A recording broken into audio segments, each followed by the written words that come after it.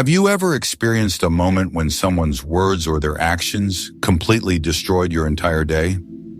Perhaps it was an offensive remark, a careless gesture, or simply an unexpected disruption that threw everything off balance. It's incredibly frustrating, isn't it? That feeling when your peace is shattered by something completely outside your control. But here's a profound truth that changes everything.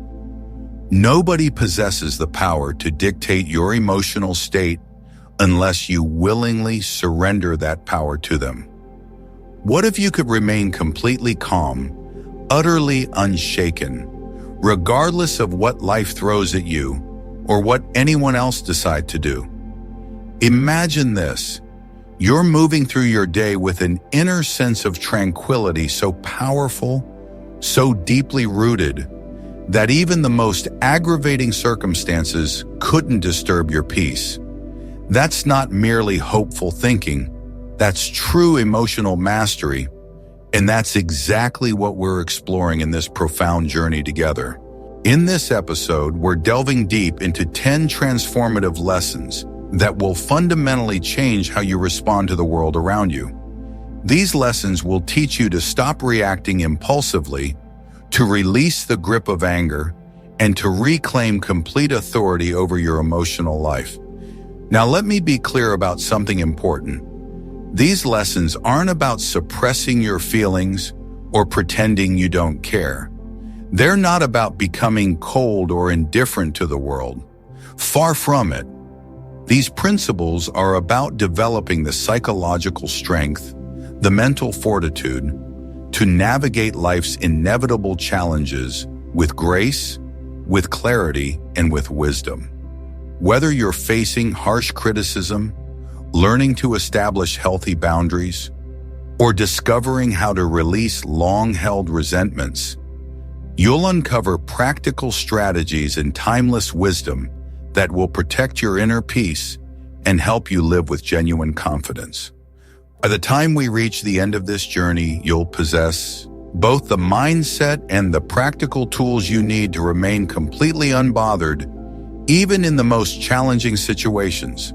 So if you're ready, truly ready, to unlock the secret to emotional freedom, to experience a life where nobody else can control your state of mind, then let's begin this transformation together.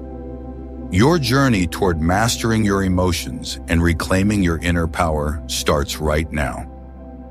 Number 1, understanding that your reactions are your choice. Picture this scenario in your mind. You're in the middle of a peaceful day.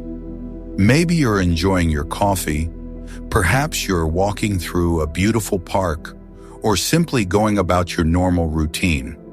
Everything feels calm and balanced. Then suddenly, without warning, someone says something rude, something thoughtless, something that cuts right through your peace. In that instant, your calm completely vanishes. It's replaced by anger, by frustration, by that burning feeling in your chest. And immediately, your mind starts racing. Why did they ruin my day? How could they be so inconsiderate? What gives them the right? But here's the profound truth that most people never realize. They didn't ruin your day. You did. Let me explain what I mean by that. Your emotions, your feelings, your entire emotional state is your responsibility, not theirs, not anyone else's. Nobody on this earth has the power to control how you feel unless you willingly hand that power over to them. Think about it this way. The world can throw countless challenges at you. People can say hurtful things. Situations can be difficult and frustrating. But only you alone, decide how to react to those circumstances. Let me offer you a fresh perspective that might change everything. Imagine you're wearing noise-canceling headphones in a busy, chaotic city. The noise of honking cars, the sound of loud conversations, the general chaos of urban life, it's all still there. It hasn't disappeared. But here's The key difference: it doesn't reach you. It doesn't penetrate your peace. Mastering your reactions works exactly the same way. You don't have to let the noise of other people's behavior, their thoughtlessness, their negativity, invade your inner peace. There's a wise thought that captures this beautifully. Between stimulus and response, there exists a space. In that space lies our power to choose our response. And in our response lies our growth, our freedom, and our peace. When someone cuts you off in traffic, or when someone criticizes your work unfairly, or when someone treats you with disrespect, it's incredibly easy to blame them for your anger. But what if, instead of reacting automatically, you paused? What if you took just a moment to breathe, to center yourself, to remember that you have a choice? In that pause, in that sacred moment of awareness, you discover true power. The power to choose calm over chaos. The power to choose strength over weakness. The power to choose wisdom over impulsiveness. Here's a real-world example that illustrates this principle perfectly. Imagine you're in a meeting at work. You've prepared carefully, you've thought through your ideas, and you present a suggestion that you believe could really help the team. But then your coworker dismisses your idea completely. Maybe they do it publicly. Maybe they're even dismissive or condescending about it. In that moment, your first instinct might be to snap back, to defend yourself aggressively, or to spend the rest of the day stewing in resentment, replaying the moment over and over in your mind.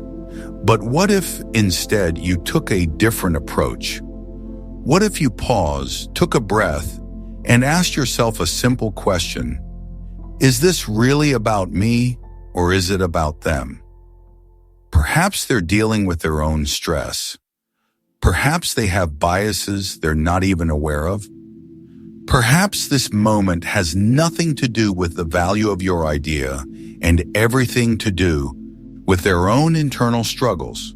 By reframing the situation, by choosing to see it from a different perspective, you neutralize its power to disturb your emotional state. And here's the beautiful thing about this approach. It's not about suppressing how you feel. It's not about pretending you're not hurt or frustrated. It's about recognizing a crucial distinction. Your feelings are separate from your reactions. Anger, frustration, disappointment, these are all natural emotions. They're part of being human, but they don't have to dictate what you do next. They don't have to control your behavior. Let me give you a simple strategy to start practicing this mindset right now. First, pause and identify. When you feel triggered, when something or someone pushes your buttons, stop. Just stop. Take a breath and name the emotion you're experiencing. Are you feeling anger, hurt, irritation, frustration? Simply naming the emotion breaks the automatic reaction cycle. It creates that space between stimulus and response that we talked about. Second, ask questions. Reflect deeply on why you're feeling this way. Is it because of what actually happened, or is it because of your interpretation of what happened? Often we discover that our emotional reaction is based more on our assumptions than on reality. Third, choose your response.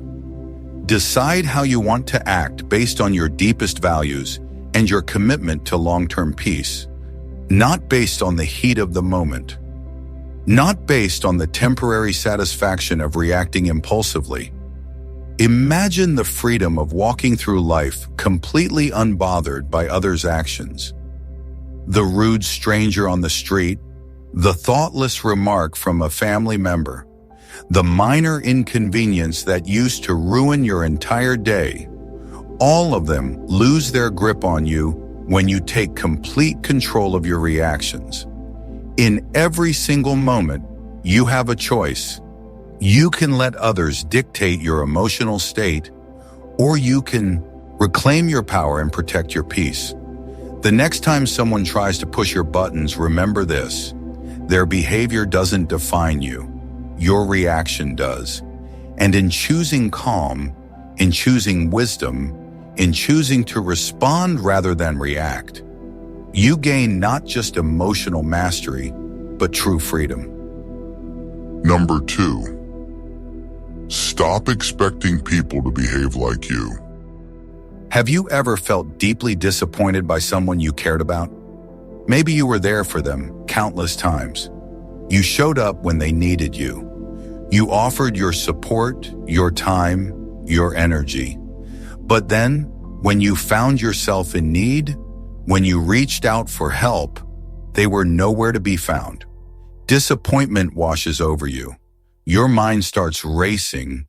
How could they be so inconsiderate? How could they be so selfish? I would never treat them this way. And that's the key phrase right there. I would never treat them this way. Here's the hard truth that most people struggle to accept. People don't operate by your standards. They don't live by your values. They don't think the way you think. They act based on their own experiences, their own beliefs, their own priorities, and their own understanding of the world. Expecting others to think, to behave, or to respond exactly the way you would is like trying to control the weather. It's impossible, and it only leads to endless frustration and disappointment. Think about it this way. Each person is walking their own unique path. They've been shaped by their own experiences, their own upbringing, their own struggles and victories. When someone does something that annoys you or hurts you, it's often not a reflection of you at all.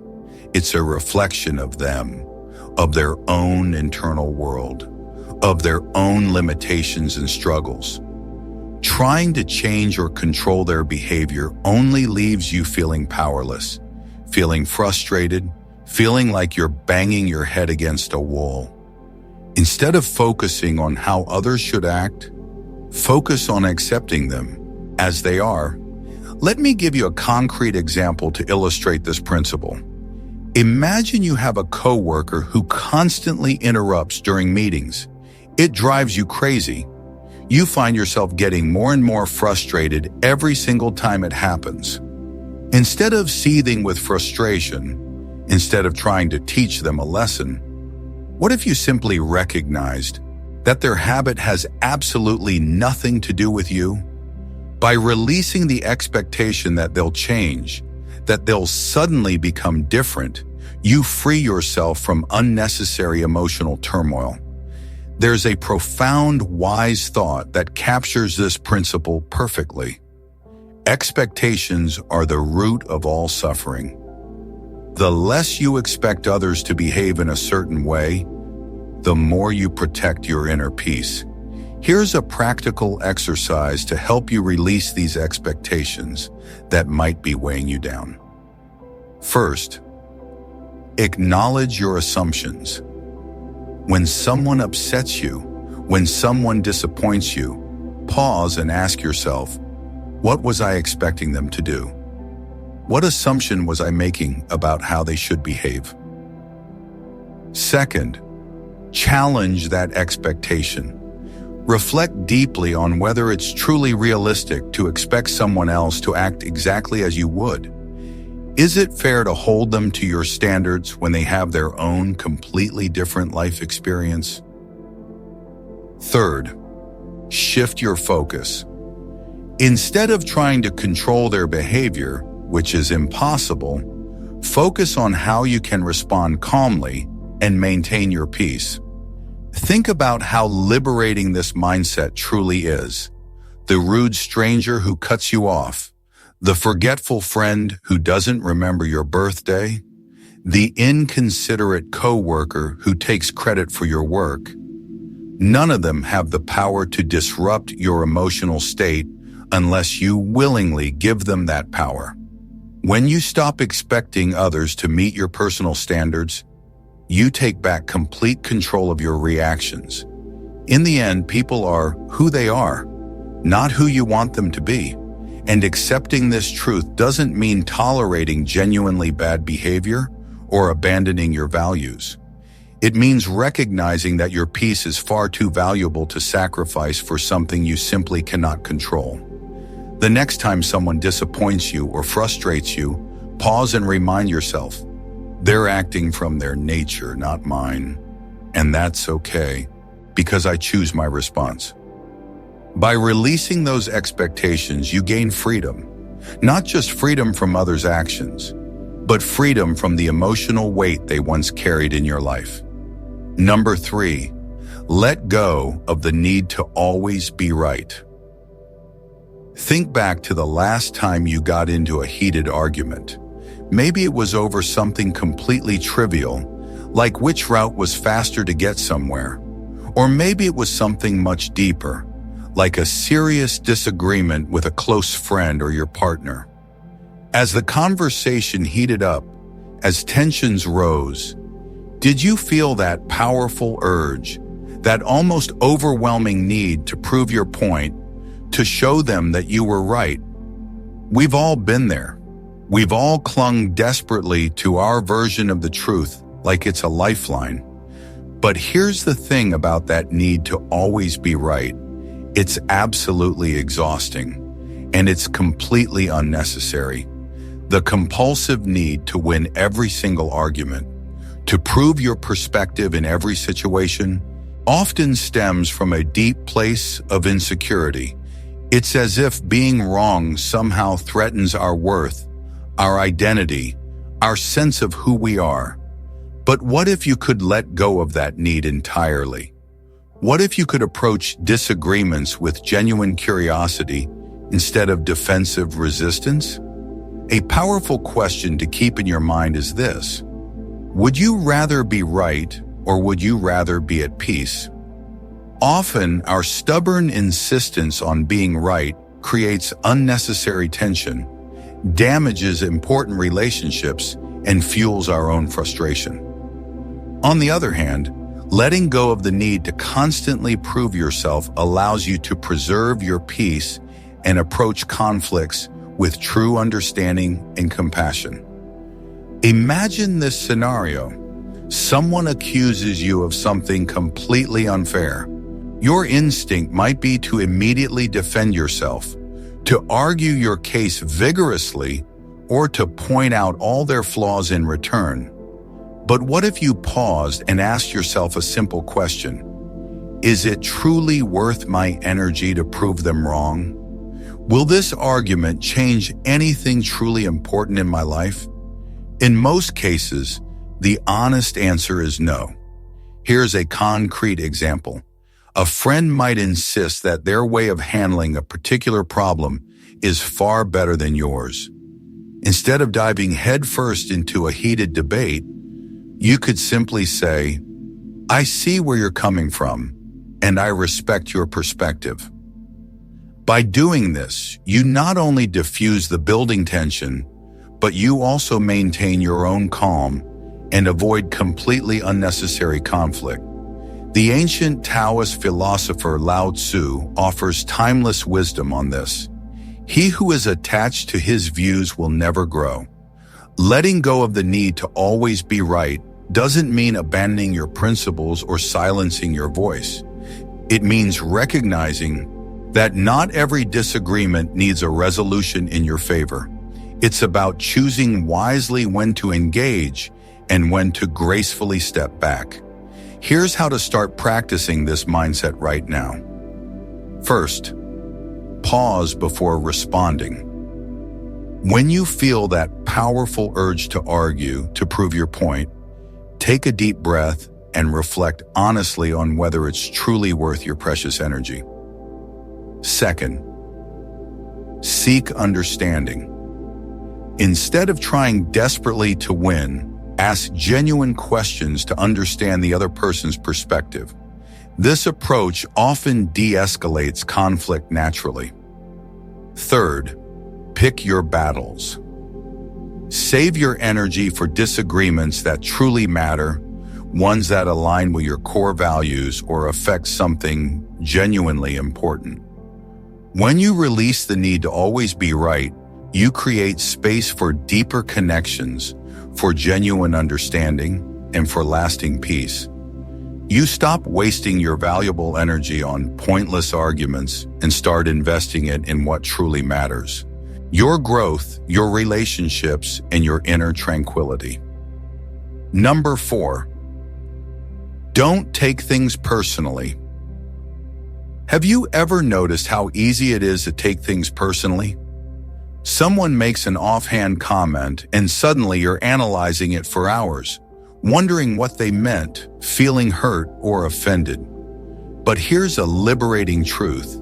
Most of the time, what people say and do has very little to do with you. It's a reflection of their own internal world, their own struggles, their own state of mind. When someone is rude to you, when someone criticizes you harshly, when someone treats you poorly, it's almost always about them, not about you. They might be dealing with their own stress, their own insecurities, their own pain. Think about it this way. If someone is having a terrible day, if they're overwhelmed with their own problems, they might snap at you, not because of anything you've done, but because you happen to be there in that moment. By not taking things personally, by recognizing that their behavior is about them, you protect your emotional energy and maintain your peace. Here's a powerful practice. When someone says or does something that bothers you, pause and ask yourself, is this really about me or is this about them? More often than not, you'll realize it's about them. And that realization frees you from unnecessary hurt and resentment. Remember, you don't have to absorb other people's negativity. You don't have to make their problems your problems. You can choose to let it pass by you, like water off a duck's back, without letting it penetrate your inner peace. When you take that power back, when you reclaim your emotional sovereignty, everything changes. Let's consider a concrete example. A colleague criticizes your work, not constructively, not helpfully, but in a way that feels harsh, personal, even cruel. Your instinct might be to defend yourself immediately or to feel deeply disheartened, questioning your abilities. But what if instead of reacting automatically, you paused and reminded yourself, their words reflect their perspective, their state of mind, not my true value. By detaching your self-worth from their opinion, you protect your inner peace and maintain your focus on what truly matters. Marcus Aurelius, the great Stoic emperor, captured this wisdom perfectly when he wrote, "It never ceases to amaze me. We all love ourselves more than other people, but care more about their opinions than our own." Now, this isn't about ignoring all feedback or dismissing others entirely. It's about filtering wisely, about discerning what truly matters. Constructive criticism, given with genuine care, can help you grow and improve. But unwarranted negativity, harsh judgment, and thoughtless comments don't deserve any space in your mind. Here's how to stop letting others' words define your worth. First, pause before reacting. When someone's words sting, when they hurt, take a moment to breathe deeply. This pause gives you the precious chance to choose your response consciously instead of reacting impulsively. Second, separate fact from opinion. Ask yourself, is this an objective truth, or is this simply their opinion, colored by their own biases and experiences? Third, remember your value. Your worth isn't determined by what others think. It's inherent, unchanging, independent of external validation. Number 5, practice emotional detachment. Emotional detachment doesn't mean becoming cold or uncaring. It doesn't mean shutting down your feelings or building walls around your heart. What it means is this: you learn to observe your emotions without being completely controlled by them. You create a healthy distance between yourself and your feelings so they don't overwhelm you. Think of it like watching clouds pass across the sky. The clouds are there, they're real, but they don't define the sky. Similarly, your emotions are real.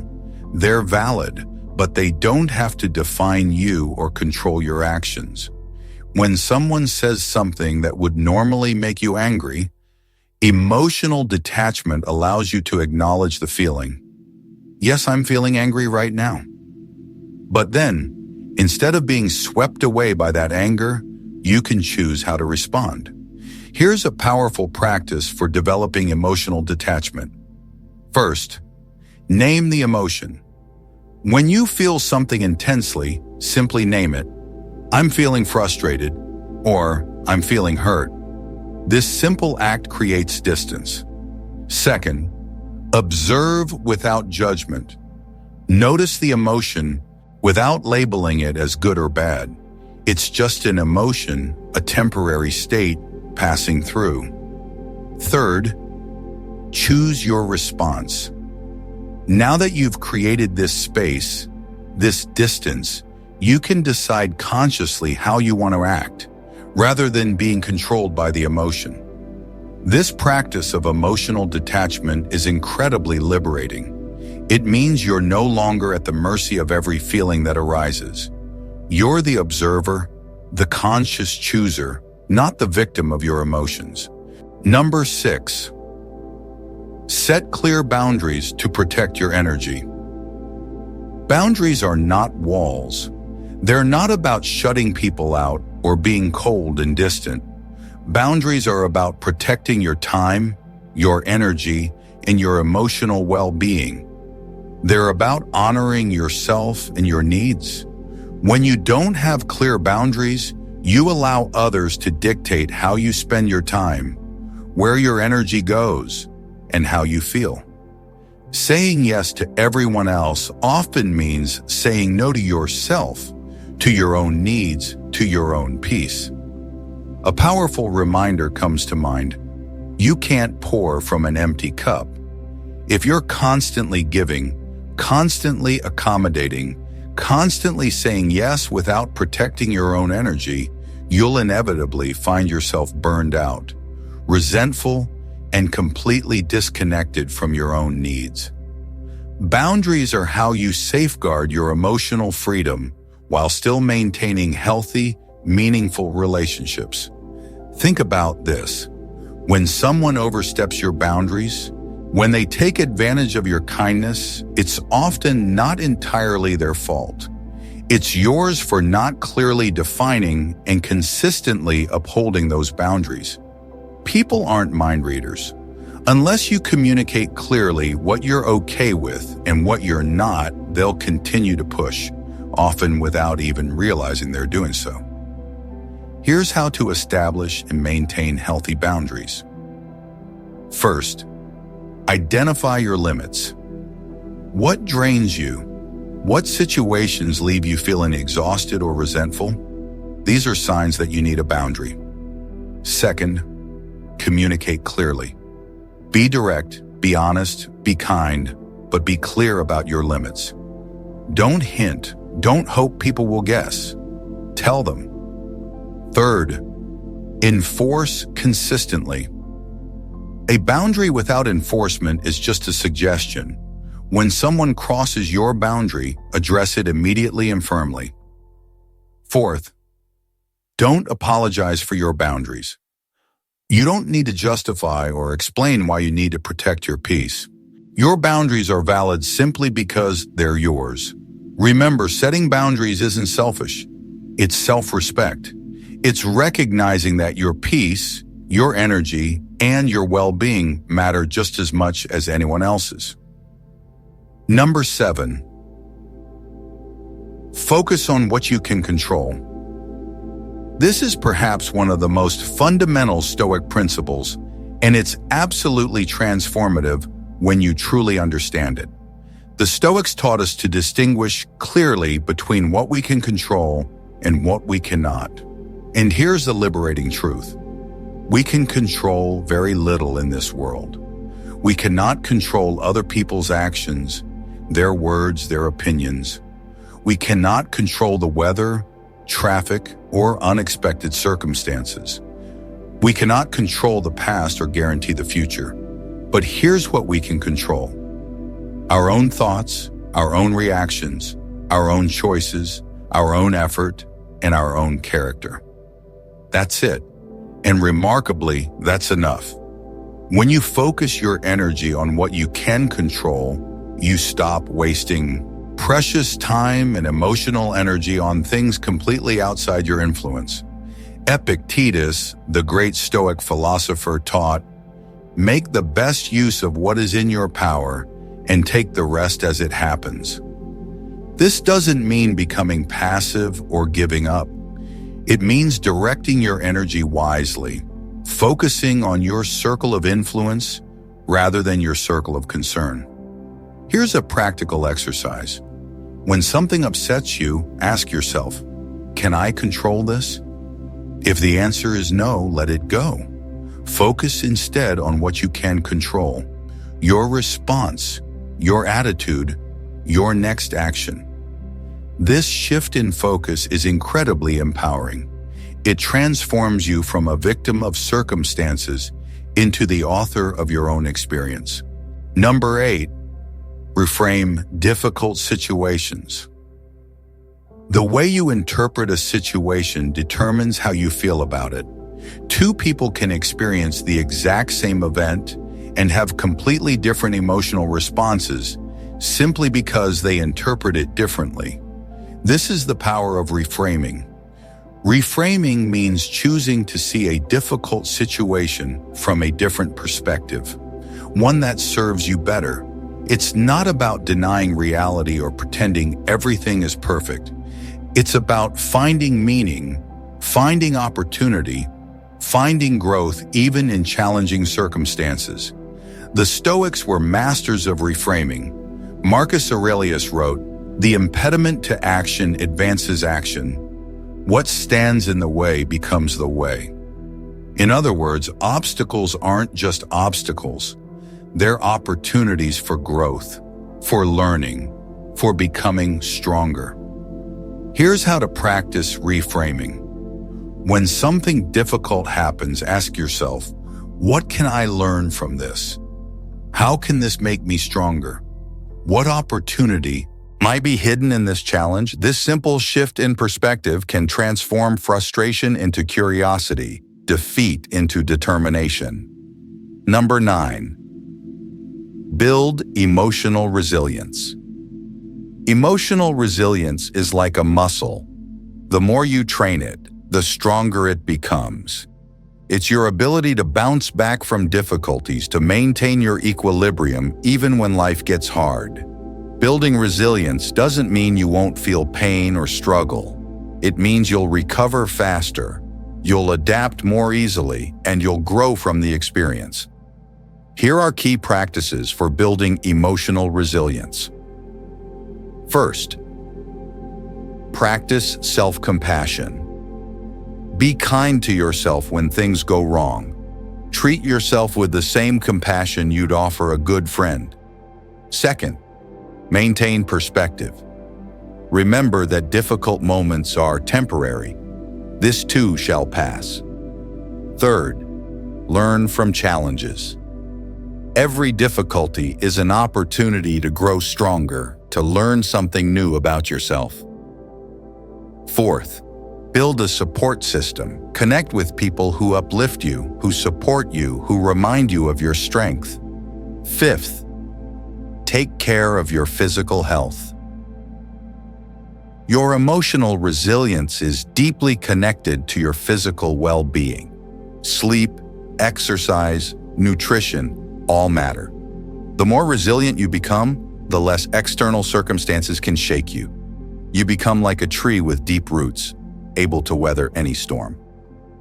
Number 10, master your reactions. This is the culmination of everything we've discussed. Mastering your reactions means you've developed the ability to pause, to choose, to respond rather than react. It means you're no longer at the mercy of every external trigger. You've created that sacred space between stimulus and response, and in that space, you exercise your power to choose. Here's the truth. You cannot control what happens to you, but you can always control how you respond. And that response, that choice, determines the quality of your life. Think about the last time someone said something that would normally make you angry. If you've been practicing these principles, you might have noticed yourself pausing, taking a breath, choosing a calm response instead of an angry reaction. That's mastery. That's freedom. That's the power of never letting anyone control your emotional state. Here's your final practice. The 3-second rule. When something triggers you, count to 3 before responding. In those 3 seconds, remind yourself, I choose my response. I am in control of my emotions. I will not let this disturb my peace. 3 seconds. That's all it takes to transform a reactive moment into a conscious choice. And with practice, this becomes automatic. You become someone who simply doesn't get bothered by external circumstances. You become truly free. Let me share a powerful story that illustrates this principle perfectly. Imagine 2 people stuck in the same traffic jam. One person is furious, honking the horn, cursing, letting their blood pressure rise. The other person takes a breath, puts on some calming music, and uses the unexpected time to listen to an audiobook they've been meaning to finish. Same situation, completely different responses, completely different experiences. The difference? One person is reacting, the other is responding. One is controlled by circumstances. The other is in control of their response. That's the power of mastering your reactions. Now I want you to think about your own life. Think about the last time you got angry, frustrated, or bothered by someone or something. In that moment, did you pause? Did you choose your response? Or did you react automatically, letting your emotions take control? There's no judgment here. We've all been there. The important thing is recognizing that you have a choice. You always have a choice. And the more you practice these principles, the more natural that choice becomes. You start to notice yourself pausing automatically. You find yourself less triggered by things that used to ruin your day. You discover a deep sense of peace that doesn't depend on external circumstances. That's true emotional freedom. That's what it means to never get angry or bothered by anyone. It's not about becoming emotionless. It's about becoming emotionally intelligent, emotionally resilient, emotionally free. Let me give you one more powerful practice to integrate all of these lessons. The evening reflection. At the end of each day, take just 5 minutes to reflect. Today, when did I react impulsively? When did I pause and choose my response? What can I learn from today's challenges? How can I respond better tomorrow? This simple practice accelerates your growth dramatically. You become more aware, more conscious, more in control, and remember, this is a practice, not a destination. There will be days when you slip up, when you react instead of respond. That's okay. That's human. The key is to learn, to grow, to keep practicing. Because every time you choose calm over chaos, every time you choose wisdom over impulsiveness, you're strengthening that muscle of emotional mastery. You're becoming the person who simply doesn't get bothered by external circumstances. You're becoming truly free. Now, before we conclude, I want to address something important. Some people might hear these teachings and think, but doesn't this mean I'm letting people walk all over me? Doesn't this mean I'm being passive? Absolutely not. Let me be crystal clear about this. Emotional mastery is not about being passive. It's not about tolerating bad behavior. It's not about becoming a doormat. It's about responding from a place of strength, not weakness. It's about choosing your battles wisely. It's about maintaining your peace while still standing up for yourself when necessary. Think about it this way. When you're emotionally reactive, when you're controlled by anger, you're actually in a weaker position. You're not thinking clearly. You're not making wise decisions. You're being controlled by your emotions. But when you're calm, when you're centered, when you've mastered your reactions, you're in a position of true strength. You can assess the situation clearly. You can choose the most effective response. You can stand up for yourself powerfully without being controlled by anger. That's real strength. That's real power. So no, this isn't about being passive. It's about being powerful. It's about being in control. It's about being free. Let me share another important distinction. There's a difference between not caring and not being bothered. Not caring is apathy. It's disconnection. It's closing your heart. Not being bothered is wisdom.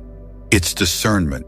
It's protecting your peace while still caring deeply about what truly matters. You can care deeply about your values, your loved ones, your purpose, while not being bothered by the petty annoyances, the thoughtless comments, the minor inconveniences of daily life. That's the sweet spot. That's where true peace lives. And here's something beautiful that happens when you master these principles. Your relationships actually improve. When you're not constantly reactive, when you're not taking things personally, when you're not trying to control others, your relationships become healthier, deeper, more authentic. People feel safer around you. They feel more accepted. They feel less judged. And ironically, by not trying to control their behavior, you often inspire them to be better simply through your example. That's the paradox. By letting go of control, you gain influence. By not reacting, you become more powerful. By protecting your peace, you create more peace around you. So as we move toward the conclusion of this journey, I want you to really internalize this truth. You have the power. You've always had the power. The power to choose your response. The power to protect your peace. The power to never let anyone control your emotional state.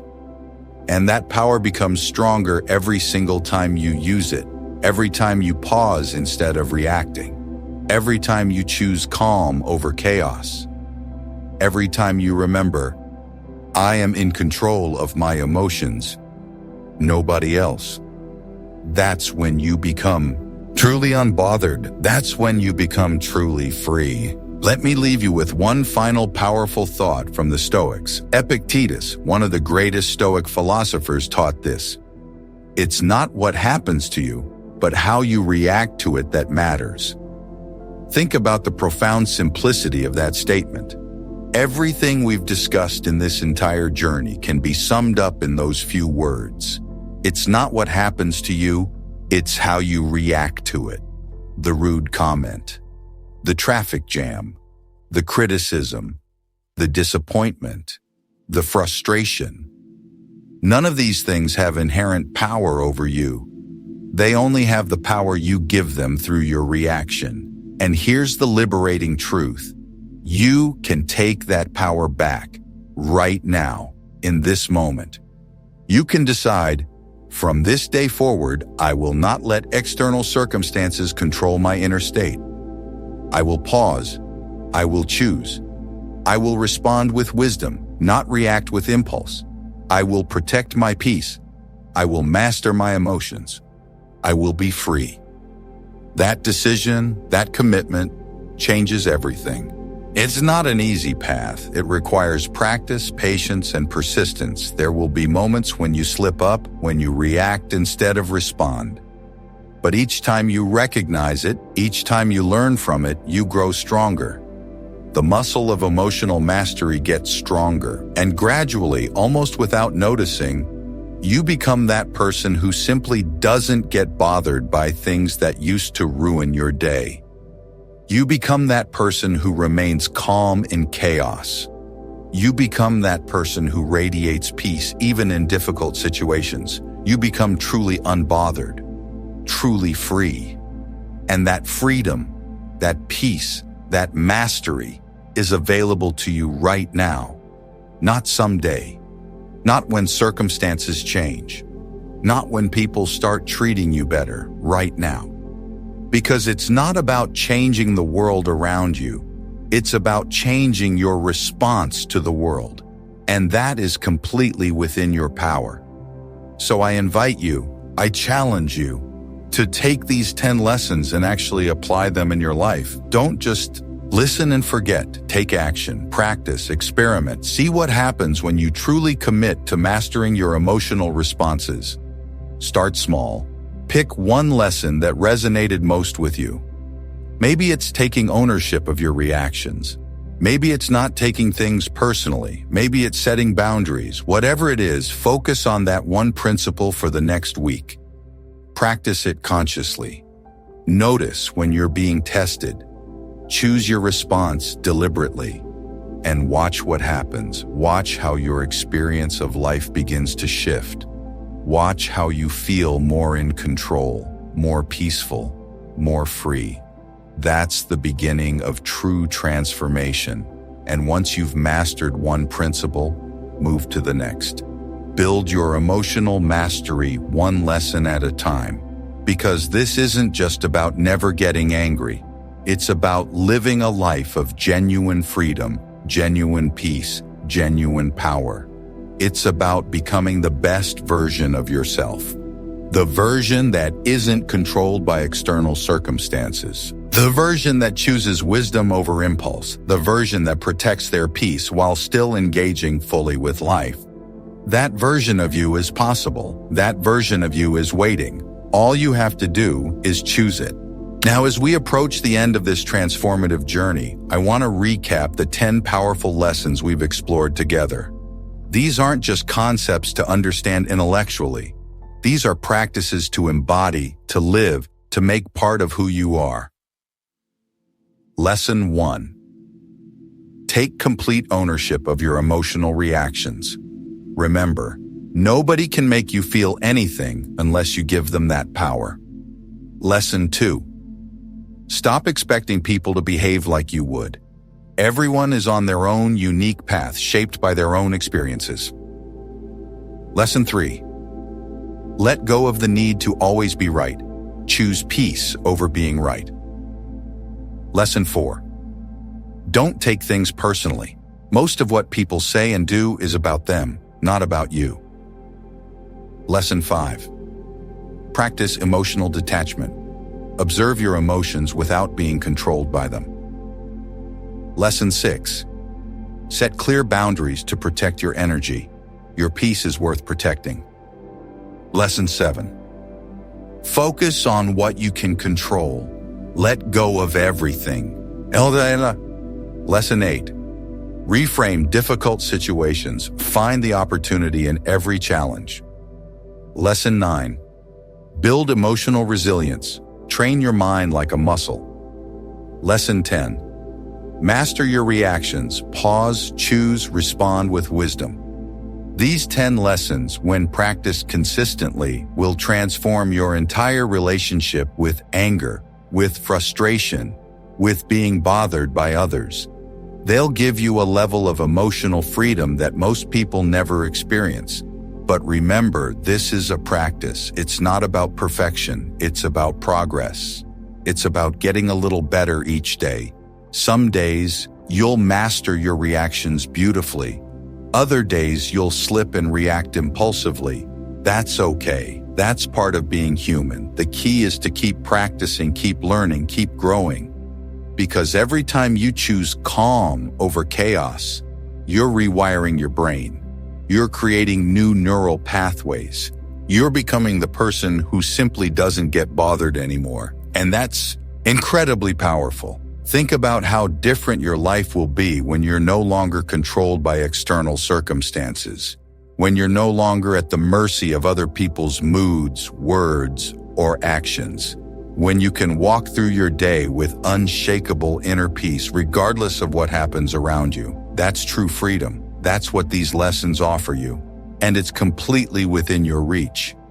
Starting right now, in this very moment, you can begin to practice these principles. You don't need special circumstances. You don't need everything to be perfect. You just need to make a decision. I will master my emotions. I will protect my peace. I will not let anyone control how I feel. That decision, that commitment is the beginning of everything. I want to share with you one final story that perfectly encapsulates everything we've discussed. There was a Zen master who lived in a small village. One day, a group of travelers came through, and one of them, feeling frustrated about something, started insulting the master, calling him terrible names, questioning his wisdom. The master simply sat there, calm and peaceful, listening without reaction. After the traveler finished his tirade, the master asked him a simple question. If someone offers you a gift and you don't accept it, who does the gift belong to? The traveler, confused, answered, "It still belongs to the person who offered it, I suppose." The master smiled and said, "Exactly. You have offered me anger, insults, and negativity. I do not accept your gift. Therefore, it remains yours." This story beautifully illustrates the core principle we've been exploring. You don't have to accept what others try to give you. You don't have to take on their anger, their negativity, their attempts to disturb your peace. You can simply choose not to accept the gift, and when you don't accept it, it has no power over you. It remains with them. That's the ultimate lesson in emotional mastery. You are the gatekeeper of your inner world. You decide what gets in and what stays out. And the more you practice this, the stronger your gate becomes. Now, I know that some of you might be thinking, this all sounds great, but how do I actually start? Here's my advice. Start with awareness. For the next week, simply notice when you're being triggered. Don't try to change anything yet, just notice. Oh, I'm feeling angry right now. I'm taking this personally. I'm reacting impulsively. Just that awareness, that noticing is incredibly powerful because you can't change what you're not aware of. Then, once you've developed that awareness, start practicing the pause. When you notice you're triggered, take 3 deep breaths before responding. That's it, 3 breaths. In those 3 breaths, you create space, and in that space, you can choose your response. Start there, build from there. And gradually you'll find yourself becoming more and more skilled at managing your emotional responses. You'll find yourself less triggered, less bothered, more at peace, and that peace, that freedom will transform every aspect of your life. Your relationships will improve, your work will benefit, your health will improve, your overall quality of life will increase dramatically. Because when you're not constantly drained by emotional reactions, when you're not wasting energy on anger and frustration, you have so much more energy for what truly matters, for your goals, your dreams, your loved ones, your purpose. That's the real gift of emotional mastery. It's not just about not getting angry. It's about reclaiming your energy, your power, your life. So as we conclude this journey together, I want to leave you with this final thought. The path to never getting angry or bothered by anyone isn't about changing the world around you. It's about transforming your relationship with that world. It's about developing such strong inner peace that external circumstances simply can't shake you. And that transformation begins with a single decision. The decision to take responsibility for your emotional life. The decision to stop being a victim of circumstances and become the author of your experience. The decision to practice these principles every single day, even when it's hard, especially when it's hard, because that's when you grow the most. I believe in you. I believe you have the strength, the wisdom, and the power to master your emotions and live a life of true freedom. These 10 lessons are your roadmap. They're time-tested, proven principles that have helped countless people throughout history achieve emotional mastery, and they'll work for you too if you commit to practicing them. So take these lessons with you as you move forward. Refer back to them when you need guidance. Practice them daily, and watch as your life transforms. If this journey has resonated with you, if these principles have sparked something within you, I encourage you to share this message with others who might need it. Share it with someone who's struggling with anger, with someone who feels controlled by others, with someone who's searching for peace, because these teachings are too valuable to keep to yourself. And by sharing them, you not only help others, but you also deepen your own understanding and commitment to these principles.